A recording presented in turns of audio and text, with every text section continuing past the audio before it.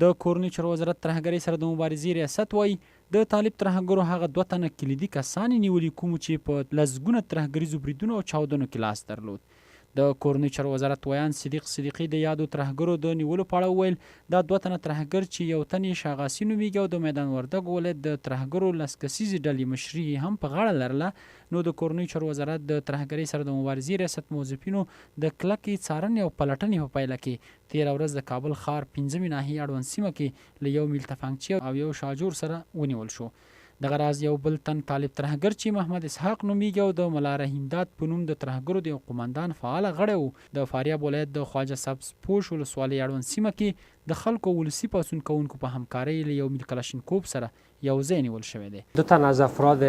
کلیدی گروه طالبان بوده که صاحب فعالیتشان یکی در ولایت کابل و ولایت میدان وردک بوده، کسی به نام شاغاسی که گروه 10 نفری سر گروپش بودن و در عقب بعضی از حمله ها و توطئه ها اینا دست داشتن و شخص دوم یکی از افراد مسلح گروه ملا رحیم الله که در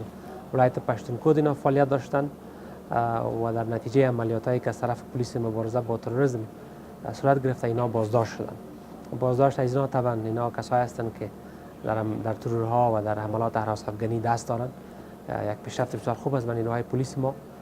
و یک دستاورد قابل ملاحظه است. د کورنۍ چارو وزارت ویان زیاتوي یاد نیول شوي ترهګر چې د طالبانو ډیر مهم او کلیدي کسانو دوی نه یوازې د دولت ضد تخریبي کړنې ترسره کولې بلکې په لسګونه ترهګریزو فعالیتونو کې هم لاس درلود چې د ترهګرۍ سره د مبارزې ریاست بیدار او زړورو پولیسو له کلکې پلټنې او څارنې وروسته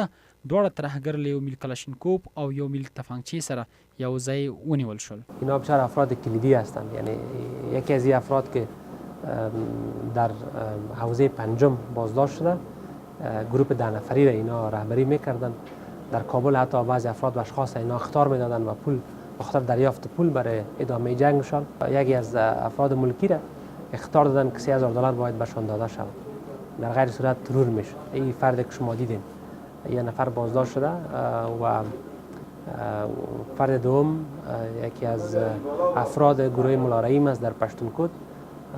در جریان جنگ با نیروهای پلیسی بازداشت شده. یعنی هر دو قضیه بسیار قضیه مهم است. افراد کلیدی است و نیروهای پلیس ما در قسمت ضرر رساندن به افراد کلیدی یا بازداشت از اینا بیشتر تلاش خواهند کرد.